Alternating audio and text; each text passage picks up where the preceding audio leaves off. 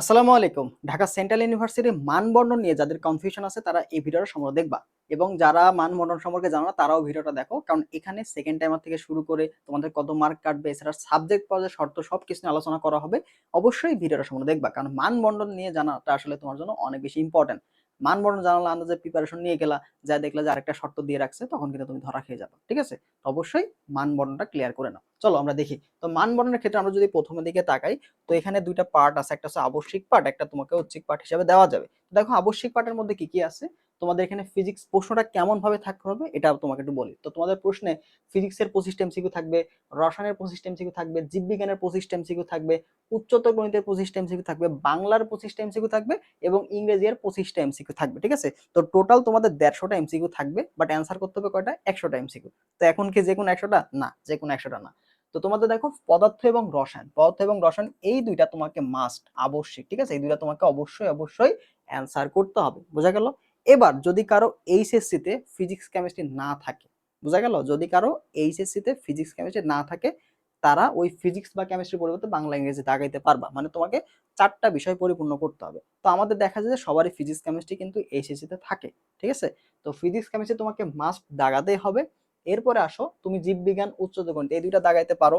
যদি এই টোটাল 4টা দাগাইতে পারো, 4টা দাগায় তোমার 100 মার্ক হয়ে গেল, তাহলে তোমার বাংলা ইংরেজি দিকে যাওয়া লাগবে না, এবং এটাই সবচেয়ে বেটার যে ফিজিক্স কেমিস্ট্রি ম্যাথ বায়োলজি দাগাইলা, এটা তোমার জন্য বেটার। কারণ এই 4টা সাবজেক্ট দাগাইলে তোমার সবগুলা সাবজেক্ট অ্যাভেলেবল থাকবে। ঠিক আছে? কারণ দেখো তুমি যদি জীববিজ্ঞান না দাগাও, তো 3টা সাবজেক্ট তুমি কিন্তু পাবা না। আবার যদি তুমি উচ্চতর গণিত না দাগাও, সেক্ষেত্রে তুমি 2টা সাবজেক্ট কিন্তু পাবা না। বুঝতে পারছো? তো এরকম ভাবে কিন্তু শর্ত দেওয়া আছে, আমি একটু পরে ক্লিয়ার করব।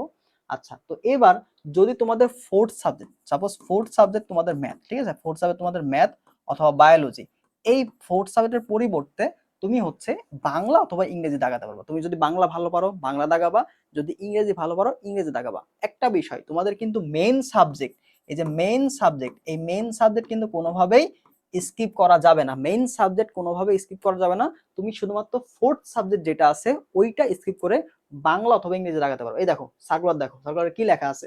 যে সকল পরীক্ষার্থী উচ্চ মাধ্যমিক অথবা সমমার্য পর্যায়ে পদার্থ, রসায়ন, গণিত ও জীববিজ্ঞান বিষয়ে অধ্যয়ন করেছে তারা এই সকল বিষয়ে পরীক্ষা দিবে।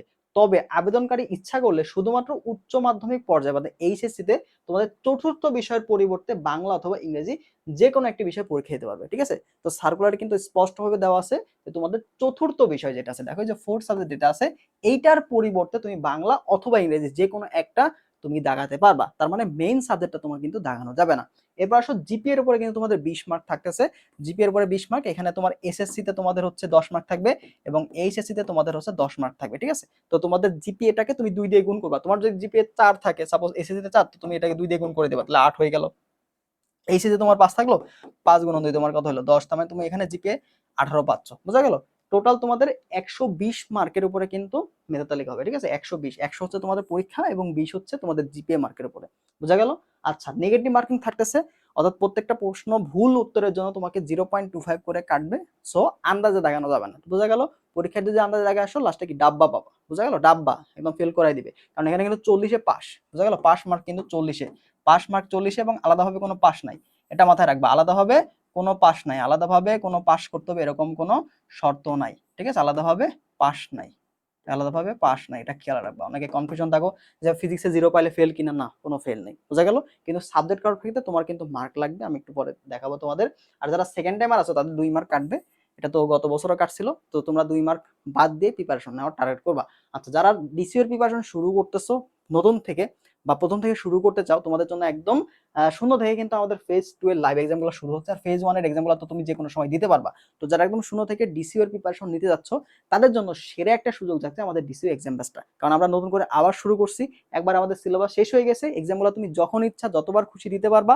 কারণ দেখো এক্সাম দেওয়ার ইম্পর্টেন্স অনেক বেশি, আর এখানকার প্রশ্নগুলো কিন্তু মোস্ট ইম্পর্টেন্ট। এখানকার আমরা মোস্ট ইম্পর্টেন্ট প্রশ্নগুলো তোমাদের জন্য রাখছি, যে শুধুমাত্র যে এক্সাম নিয়ে ছেড়ে দিচ্ছি তা না।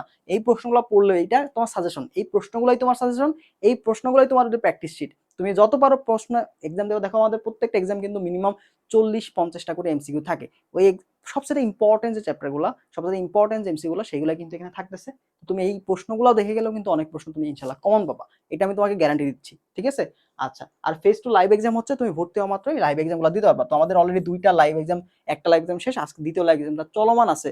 ঠিক আছে? তো এইভাবে কিন্তু শুরু হয়ে গেছে। যারা প্রথম থেকে প্রিপারেশন নিচ্ছ তারা দ্রুত ভর্তি হয়ে যাবে, এটা তোমার জন্য কিন্তু অনেক বেশি হেল্প করবে। আর এই মুহূর্তে আমরা কিন্তু গুরুত্বপূর্ণ টপিক অ্যানালাইসিস দিচ্ছি, যেটা তোমাকে পড়ার ক্ষেত্রে কাজে লাগবে, যে আসলে কোন টপিকগুলো পড়া দরকার, সেটা তোমাকে ইম্পর্টেন্ট টপিক অ্যানালাইসিসে তুমি খুব সহজে পেয়ে যাবে। প্রশ্ন ব্যাংক সলভ ক্লাস থাকছে ফিজিক্স, কেমিস্ট্রি, ম্যাথ। এছাড়া বায়োলজির ক্ষেত্রে আমরা ওয়ান শট ক্লাসগুলো দেবো। বায়োলজির প্রশ্ন ব্যাংক সলভ ক্লাস থাকবে না, বাট কম্বাইন্ড আকারে আমরা বায়োলজির ক্লাসগুলো দিয়ে দিব। ঠিক আছে? ম্যারাথন ক্লাস থাকবে, ওটা প্রশ্ন ব্যাংক পিডিএফ সাজেশন। প্রশ্ন ব্যাংক যাদের এখনো নাই, তোমাদের কোনো প্যারা নাই, আমরা কিন্তু প্রশ্ন ব্যাংকের পিডিএফ নিউ এডিশনটাই দিয়ে দিচ্ছি। তো ডিসকাউন্ট ফিটা এখনো চলমান আছে 199 টাকায়, তুমি ভর্তি দিতে পারবা। চলো সাবজেক্ট পাওয়ার শর্তটা দেখে নিই। সাবজেক্ট পাওয়ার শর্তের ক্ষেত্রে একটু খেয়াল রাখবা, সেটা হচ্ছে দেখো এখানে আমরা যে বললাম যে ফিজিক্সে দাগাবা, জিরো পাইলে কি সমস্যা। দেখো ফিজিক্সে তুমি যে জিরো পাও, দেখো পদার্থবিজ্ঞান তোমার কিন্তু পাস পাইতে হবে। তোমার যে মেইন মানে পরীক্ষা দিবা, ওই পরীক্ষাতে ফিজিক্সে তোমার পাস পাইতে হবে। পাস পাইলে তুমি কিন্তু ফিজিক্সটা পাবা। পাসের নিচে যদি তুমি পাও 25টা প্রশ্ন আছে না, তোমার রেজাল্ট কিন্তু আলাদাভাবে যাবে। ফিজিক্সে 25-এর মধ্যে তুমি কত পাইছো, কেমিস্ট্রিতে কত পাইছো, এইভাবে তোমার রেজাল্ট দেবে। ফিজিক্সে কত পাইছো, কেমিস্ট্রিতে কত পাইছো, ম্যাথে কত পাইছো, বায়োতে কত পাইছো, এইভাবে তোমার রেজাল্টগুলো থাকবে। তো ফিজিক্সে তুমি যদি জিরো পাও বা ফিজিক্সে তুমি মনে করো 4 পাইলা, তো তুমি কিন্তু পদার্থবিজ্ঞান সাবজেক্ট পাবা না। আবার মনে করো গণিতে, হ্যাঁ গণিত তুমি দেখাইছো, গণিতে তুমি 4 পাইলা, তো তুমি কিন্তু গণিত সাবজেক্টটা পাবা না। গণিত সাবজেক্ট দেখো, গণিত পাইতে হলে কিন্তু তোমাকে গণিতে 5 পাইতে হবে। হ্যাঁ, এই যে দেখো গণিত সাবজেক্ট দাগাইতে হলে তোমাকে গণিত দাগাইতে হবে মাস্ট। বোঝা গেল? আবার পরিসংখ্যান যেটা আছে, এইটা পাইতে হলে তোমাকে গণিত দাগাইতে হবে এবং গণিতে 5 মার্ক পাইতে হবে। এবার দেখো উদ্ভিদ বিজ্ঞান, প্রাণী বিজ্ঞান, মনোবিজ্ঞান, এই 3টা সাবজেক্ট তুমি যদি পেতে চাও, তোমাকে অবশ্যই জীববিজ্ঞান দাগাতে হবে এবং জীববিজ্ঞানে 5 মার্ক পেতে হবে। বুঝা গেল? 5 মার্ক পেতে হবে। তো তোমার রেজাল্টগুলো এভাবে দেওয়া থাকবে। এই যে মার্কের শর্ত দেওয়া আছে না, ফিজিক্স সাবজেক্ট পাইতে হলে তোমাকে ফিজিক্সে 5 পাইতে হবে, রসায়ন সাবজেক্ট পেতে হলে তোমাকে রসায়নে 5 পাইতে হবে, গণিত সাবজেক্ট পাইতে হলে তোমাকে গণিতে 5 পাইতে হবে, পরিসংখ্যান বা স্ট্যাটিক্স পাইতে হলে গণিতে 5 পাইতে হবে। তারপর দেখো উদ্ভিদ বিজ্ঞান, প্রাণী বিজ্ঞান, মনোবিজ্ঞান, এগুলো পাইতে হলে তোমাকে গণিত, জীববিজ্ঞানে 5 পাইতে হবে। তো এইভাবে খেয়াল রাখবা। কিন্তু আলাদাভাবে পাস নাই, কিন্তু সাবজেক্ট পাওয়ার ক্ষেত্রে তোমাকে আবার শর্ত দিতে হবে। এবার দেখো তুমি যদি বিভাগ পরিবর্তন কিন্তু নাই, বিভাগ পরিবর্তন নাই, তুমি বিভাগ পরিবর্তন করে সাবজেক্ট চয়েস দিতে পারবে। ঠিক আছে? কিন্তু তুমি যদি চাও পরীক্ষার পরে বিভাগ পরিবর্তন করতে চাও, তাহলে তুমি কি করবা, সাবজেক্ট চয়েস দিবা। বুঝা গেল? সাবজেক্ট চয়েস যখন দিবা, তখন তুমি বিভাগ পরিবর্তন করে আর্টস এর, মানবিক, তোমার বাণিজ্যের এই সাবজেক্টগুলো চয়েস দিতে পারবা বিভাগ পরিবর্তন করে। বাট তোমাকে পরীক্ষা বিজ্ঞান বিভাগ থেকেই দিতে হবে। বুঝা গেল? তো বিভাগ পরিবর্তন আলাদাভাবে দেওয়া যাবে না। আশা করি বুঝতে পারছো মানবরণগুলা, সাবজেক্ট পাওয়ার শর্তগুলা। তো এটা নিয়ে যদি আরো কিছু কনফিউশন থাকো, সেটা কমেন্ট করতে পারো, আমি তোমার বুঝাই দিব। আর যারা এক্সাম সাথে ভর্তি হবা, আবারও বলছি লাস্ট মোমেন্টে প্রিপারেশনটা গুছাই নিতে অনেক বেশি ইম্পর্টেন্স ভাই। ঠিক আছে? এই যে টপিক অ্যানালাইসিস গুলো পাচ্ছ না, এই যে গুরুত্বপূর্ণ টপিক অ্যানালাইসিস, এটা তোমার পড়াকে অনেক সহজ করে দিবে। যখন তুমি দেখবা ডিসিতে এই টপিকগুলো থেকে আসছে, তখন তুমি ইজিলি বুঝতে পারবা যে আসলে আমার কি পড়া দরকার। বুঝা গেল? কি পড়া দরকার। দেখো আমাদের ওয়েবসাইটে কিন্তু খুব সুন্দর মতো আমরা গুছাই দিচ্ছি এগুলা। ওয়েবসাইটে গেলে, কোর্সে যদি যাও, তুমি যখন ভর্তি হবা, তোমাদের যে ওয়েবসাইটে আমি অ্যাড করে দিব। দেখো আমি একটু পরে দেখো কোর্সটা লোড হোক। এই যে আমাদের কোর্সটা চলে আসছে, পিডিএফ সেকশনে আমরা এই জিনিসগুলো দিতেছি।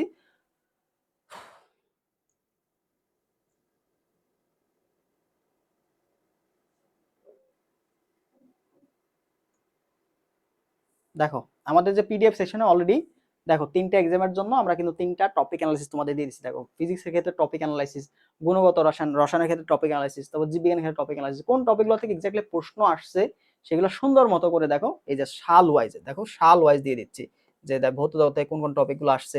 তো এই টপিকগুলো তুমি যখন ভালো মতো পড়ে যাবা বা দেখবা যে একটা টপিক থেকে আসলে কতবার প্রশ্ন আসছে, ইম্পর্টেন্স টপিকগুলো সেগুলো খুব সহজেই তুমি আইডেন্টিফাই করতে পারবা। তো এই কাজটা কিন্তু আমরা তোমাদের করে দিচ্ছি এবং তোমাদের সময় কিন্তু অনেক বাঁচাই দিচ্ছি। এর জন্য এক্সাম আসে গুরুত্ব দিচ্ছি। লাস্ট মোমেন্টে যদি 200 টাকা তোমার চান্স পাওয়ার উচিত হয়, এটা তোমার জন্য অনেক ভাগ্যের ব্যাপার, কারণ বাইরে গেলে 1-200 টাকা এমনিতেই খরচ হয়ে যায়। ঠিক আছে? আচ্ছা, তো যারা ভর্তি হবা আমাদের হোয়াটসঅ্যাপে যোগাযোগ করো, করলেই তোমরা সবগুলা কিন্তু জিনিসপত্র পেয়ে যাবা। ওকে, ভালো থাকো সবাই। আল্লাহ হাফেজ।